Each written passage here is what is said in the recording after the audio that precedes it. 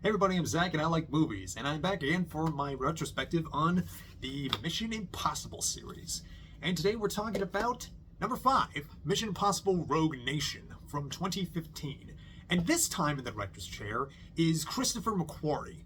And that's really great for him because McQuarrie for years was a really accomplished screenwriter, and well, he definitely had his hits as a screenwriter. His first major success in Hollywood was all the way back in 1995 when, with being the screenwriter for the classic, very notable twist movie, The Usual Suspects. Yeah, he wrote that, and that won him an Oscar that year. Although his successes between then and now have been a little touch and go. His shot at directing took much longer to really find any success, as his debut from the year 2000, The Way of the Gun, went underseen and not really spoken about. Underrated movie if you can find it. However, his first collaboration with Tom Cruise actually began back in 2008, where McQuarrie co-wrote one of Cruise's more underrated projects, the movie Valkyrie, which is about the plot to assassinate Hitler by a bunch of other Nazis. It's it's underrated, not great, but I know, and fortunately, a few years later, he's then directing Cruise with the 2012 Jack Reacher movie, which is a totally solid movie in its own right, if you haven't seen it. Sure, Cruise isn't really, fitting for the role of Jack Reacher, but but everything else about it is like really damn good. It really shows a clear sense of action geography and a shared interest in classical analog film fundamentals. And it's very clear that from there on that they found amusing each other. And rewatching Rogue Nation, really every time I do, it reminds me why McQuarrie directed these movies going forward, because this movie is, I'm gonna say it, this is peak Mission Impossible. This is the best one for my money. It brings back a pleasingly old school analog feel with that's so deliciously classical but also contemporary. It's the best mix of what modern blockbusters can achieve and what they ought to seek for. And another thing I really this sort of does it in very surprising ways. Like it not only understands why we go to these movies, but also why we go to the movies, but why we go to Mission Impossible movies specifically. And I think it kind of gets that ball rolling where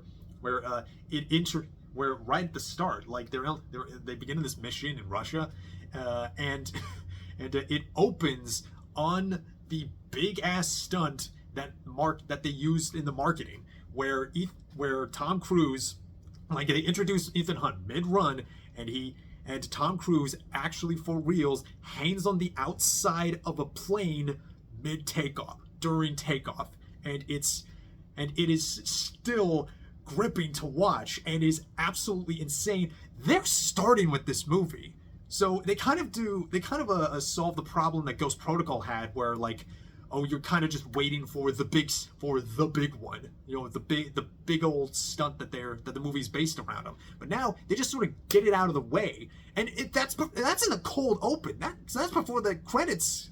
They like the fuse to the credits, so they kind of leave you with like, what else is gonna happen? And well, frankly, a lot can happen. There's like a scene in a record shop. There's opera assassinations. There's foot chases. There's bike chases. And really anything and everything that they can think of. But one thing I also really love about this movie is that this is the one that really, I think, since the first one, really digs into the psychology of Ethan Hunt. Like there'll be I'll mention it later, but there's a scene where the secretary mentions Ethan Hunt as the living manifestation of destiny, and goddamn, do you buy it? Like when Ethan Hunt locks in, he is goddamn near psychotic obsessively locks in. Not even death will break him. And what is he locking in this time? Well, he's locking into a secret organization that he's been looking into, called the Syndicate, which is actually a poll from the old TV show. sort of this like anti-IMF, this like a shadowy organization that destabilizes nations, causes terror events and all that stuff, and it's sort of headed and figured by this character named Solomon Lane, who's played by Sean Harris. Solomon Lane is great because this is like the closest that the series has ever gotten to a proper Bond villain, and he's such a and Sean Harris just plays him as such a deliciously pulpy, sinister creep. He's not very like intimidating, but he does have like presence in the very soft British way that he speaks. He's just little glint of his eyes behind his glasses. He's very much a Moriarty kind of villain. He's able to outsmart the heroes at any step they can. But also here is Alec Baldwin as the new Secretary of Defense, the state secretary. The bureaucratic government figurehead that is like bearing down on the IMF's shoulders, and he believes the IMF is like too risky. And also I have to say, Alec Baldwin's acting style is really appropriate for like this role. He's able to give some heft and gravitas to and seriousness. He's not like doing any. He's kind of doing Jack Donaghy, but more serious, not played for laughs. And also here, this movie is where we are introduced to, and early on too, we are introduced to Ilsa Faust, and one of the greatest treasures of modern cinema. She is played marvelously by Rebecca Ferguson, and I think this was the first thing I ever saw her in. I knew she was did some British television. I think she also has done some smaller projects here and there, but Ilsa is kind of the first introduction to her. So when I see them introduce this kind of rival to Ethan Hunt, this sort of again, it's very Bond, where you have a British spy, you have a spy from a different nationality that is able to match wits physically and psychologically with our super spy protagonist. It feels exciting, and it feels exciting, but she has again, she's this real, they play up this real femme fatale double agent aspect of her. There's a real fun mystery throughout the movie and trying to figure out where her loyalties lie. And she's introduced in the scene where she's sort of with these other syndicate guys, and Ethan's they have Tom kind of strapped to a pipe, and he's shoeless, shirtless and stuff.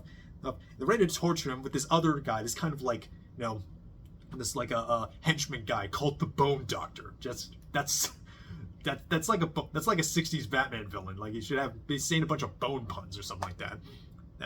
Then Ilsa starts fighting off these other guys with these great spin kick moves and grapple throws and all that. And then Ethan, he's he can't get the key into his handcuffs, so he does this upward lunging motion up the pipe, he's hand on the pipe, and he's pushing forward with his legs upward to vault himself over the pipe. And I don't even know how you figure out that you can do something like that. I'm in my 30s. I don't think I could do that. He's doing that at 53. Also I have to say, I really like the way that Ethan fights. I don't think I mentioned this. I really like the way Ethan fights, because he's not he's not a young man, but he really throws his weight into every punch and drop kick he makes. From there, it turns out he's on his own, and he's locked in.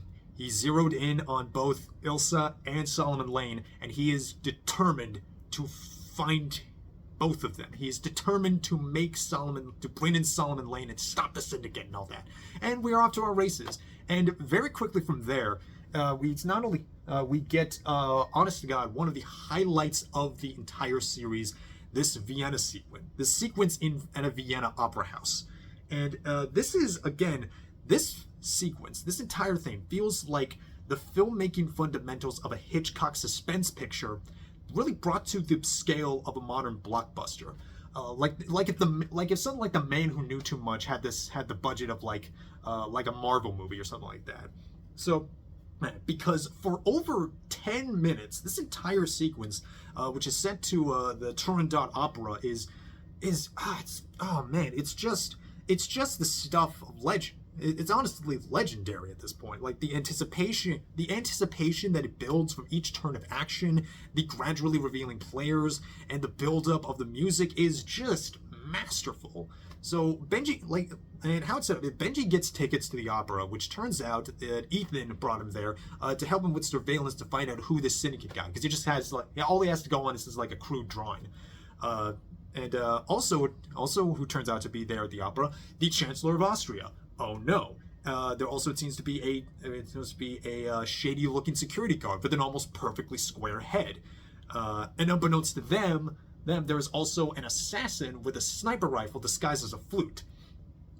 And also there is Ilsa, who she's in this like absolutely gorgeous golden dress that's just like really flows really well. It cuts really high on her thighs, and I have to really compliment the way that they shoot Rebecca Ferguson in these scenes, because there is a lot, because she is shot in a way that never really feels objectifying. They go out of their way to say, to kind of show there's a couple moments to remark on her physical beauty. Like there is definitely a shot in this sequence that's definitely the money shot, where she perches her leg up as she's taking position in her own sniper's nest.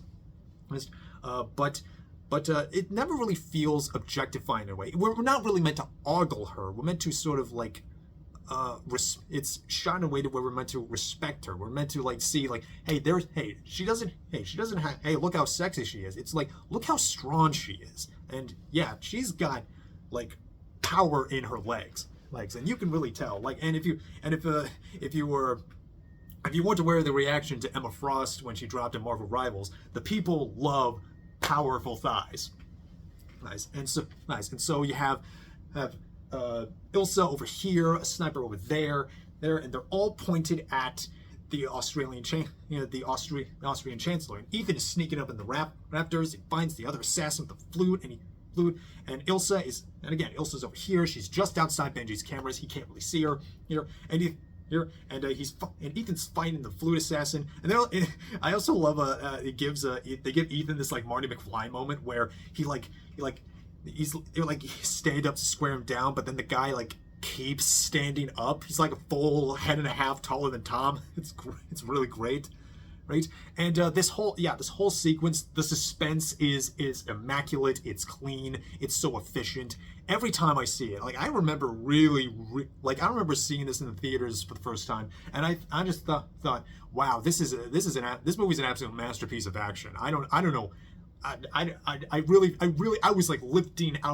was rising out of my chair in just absolute awe at this sequence. But then of course that goes bad, and Ethan escapes with Ilsa. She kind of leads him to one, and she kind of leads Benji and Ethan to Casablanca, where they sort of reconvene for another end of a plan. And I also have to shout out this moment where this really sincere moment that I love, where Benji stands up for himself to Ethan, because Ethan he just kind of wanted him for this one thing, then he can send him off back to Washington. But no, Benji insists on staying with Ethan, not only because he's a field agent, not only because he knows the risk, but because he's his friend and he needs his help, and he's staying, and that means it. And Simon Pegg is just great in these moments. With Benji feels he was kind of introduced as kind of he's the comedic relief. And obviously Simon is a very funny guy, but the full-hearted sincerity that we have, not just from Benji but to Benji, it's wonderful, and I love the full openness of that friendship. I love it. I love that these movies aren't afraid to say, no, no, you're my friend and you matter, and friendship matters a great deal to me. And Ethan does not sacrifice his friends at all for nothing. Nothing. You know who was also a friend? Luther. Luther's here. He's got his computers. He's got his sick jacket. He's got his hat. And but I gotta say, if there is a tiny quibble, a little bit of a bigger quibble, is that Luther kind of doesn't really get anything to do. Like, he's definitely had more shining moments in the series, but here he's just kind of like he and Brandt are just kind of like add-ons. They don't feel like fully part of the team, like they kind of figured it out in Fallout. But I mean, I'm generally fine with that with Brandt, but I don't like doing that for Luther. Luther, nah, he's like one of the guys. It feels naked. A Mission Impossible movie feels naked without Luther, but he's almost never. But he's never gone for long. Getting back to the plot, this scene in Morocco, where Ethan and Benji meet up with Ilsa, and where she basically sets up the classic the absolutely impossible heist that needs to go down for the three of them to figure out. And basically the setup, make a long setup short, Ethan has to free swim in a big tank for like 3 minutes and swap out these security disks so that Benji doesn't get find out when he goes into like a big computer to get a thing. And I also love that they also give a moment where like Benji like really Ghost Protocol is like being Ethan's cheerleader, like, oh yeah, it's fine, free swimming for 3 minutes, yeah, you can do that. Then, but even Ethan's like, okay, I guess I can. Ethan dies doing this, by the way. He like loses his breath. That again. This whole like scene with him swimming underwater is, oh man, it's cut so cleanly. So like every cut is like right when it needs to be, when it needs to happen. I also love the way the score mixes in with the sound design in this scene because as it goes on, the like, you know, the sound of the strings of the music kind of quiet down for this like little drum beat, that the drum beat turns into this racing heartbeat the longer that Ethan is holding his breath. And it's like, oh, it's like a real, it's like you clutch your chair just thinking about it. Again, Ethan dies, but it's fine. Ilsa brought him back. He's still alive. And then that leads to a real killer chase scene where Ilsa is on a motorcycle and the boys are chasing after her, and the syndicate guys on motorcycles are shooting at her. They also run into Luther and Brandt, who finally caught up to them. And it sounds so great because Ethan's like driving the car. He's still woozy from like, you know, being dead for a second there. There's a great gag where like Tom, he like spots their car and he like, or the music's like dun dun dun dun, and he like dives over the hood of the car and just flops to the end like a rag doll. This movie's pretty funny this movie is really funny when it lands. And this car chase is absolutely awesome. Again, if you've seen that Jack Reacher movie, you know that McQuarrie is absolutely amazing at car chases. That's probably, I would say, his absolute the best thing that he's the action beats that he is best at. These absolutely brilliant car chases where like the music cuts out. All we really get are the sound of the engine roaring, the brakes squealing, the sound of like the motorcycles and gunshots, and just the sound of the sound and speed of the air rushing by. It feels very Bullet inspired. Feels very The French Connection. It's again like McQuarrie is in God mode in this entire movie, and then they crash, and then Ethan immediately gets up on a bike and gets into a high-speed chase after Ilsa, and this part is somehow even better than that one. Like they gives these motorcycle scenes just slight push-ins, insert shots of switching gears, the camera hanging just off the motorcycle. There's a moment where like Cruz, he's on one of these motorcycles. He has to really lean to like hit a turn, and his knee just catches the pavement, and it's like, what's great is that in between all of these set pieces is that McQuarrie's still able to use the energy left over from that as sort of fuel to keep, kind of keep the suspense, keep the tension bubbling before, on to the next one. Because then the next one is that Benji gets kidnapped, and because of the nature of like the file they want, it's like a digital red box. Only one person can open it. The British Prime Minister. They have to kidnap the British Prime Minister. Oh no! What do? So, and again, this is a moment where we really get that moment of where they like kind of rope in Alec Baldwin as the secretary, and Alec Baldwin gives that speech to the Prime Minister, calling Ethan Hunt the living manifestation of destiny. There was nothing he cannot do, no person he can become, no thing he cannot anticipate. I'm willing to bet he anticipated this very conversation, and then lo and behold, Ethan pulls off the mask and reveals himself, and there's this absolutely pitch perfect like push in to Alec Baldwin as he gives this absolutely hushed gasp.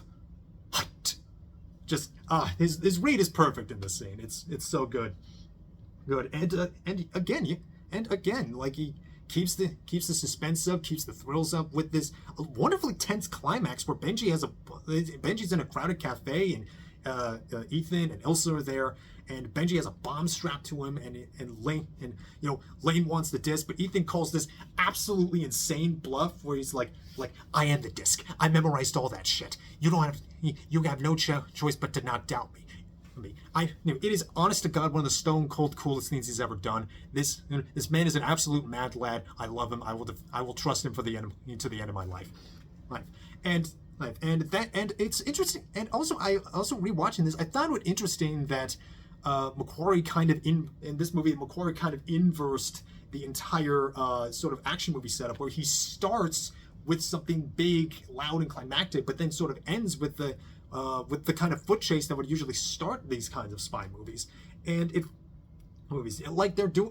feels very Hitchcock, feels almost also influenced by this great movie from 1963 called Charade with Audrey Hepburn and Cary Grant, which also is kind of a spy romantic caper, which again also feels like inspiration for Ilsa and Ethan's relationship. It's where there's deception, but there's this great foot chase and fist fight and gun and shootouts amongst very noir-ish, foggy London cobblestone streets, and again, like each moment just feels so propulsive. It feels classical. It's clean. It's gorgeous. The movie wraps up very well. They put Solomon Lane in a box, and goddamn, the shot of like the team surrounding him, like stepping out of the shadows. It's hard. Like, God, every time I watch this movie, I am reminded why I love it so much. This is unequivocally my favorite of the Mission Impossible series. I could watch this over and over again. I could never get tired of it. It's so good. It is absolutely so good. I understand. I totally don't begrudge anybody why Fallout is their favorite. I think that movie still, the highs of that movie are near goddamn Interstellar. It also has probably the best dynamic of the teams, but for my money, this has Rogue Nation has basically everything I want out of this super spy blockbuster. It has great heists. It has great suspense sequences after great sequence. All the action set pieces are masterful. They are masterpieces.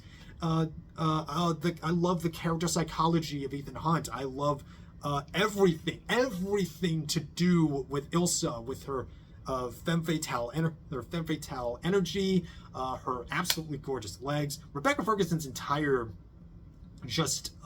screen presence just is so captivating. I love the use of Benji. I love the very how contemporary it is, how classical it is. Again, the score is awesome. This is probably my favorite score. I listen to it whenever I go for a run. This movie just gives me everything. It's everything I want out of these movies, and it just hits that sweet spot for me, and I can't gush about it enough. I will have, like, if of every time I go through the series again, this is the one I'm most excited to rewatch again. I saw it like 4 times in theaters. It's so good. Yeah, and yeah, I think that's all I got. It's just, this is it. This is my favorite. I can't say enough good things about it. And again, when you watch this, you totally understand why McQuarrie, Cruise wanted McQuarrie to direct all of them going forward. And I think it led to some of the greatest heights of the series, and I'm looking forward to see where they end up in the final reckoning, which man, cannot wait. I'm excited. I have some trepidations, but also, like, I got faith. I trust them. They've given me no reason to doubt them. And that'll be it for me. I'm Zach. I love Mission Impossible. I love movies too, and I have a lot more movies to watch. And I hope you watch movies too, because movies are great and they're life, and life is good. And I will see you all next time. You take care of yourselves.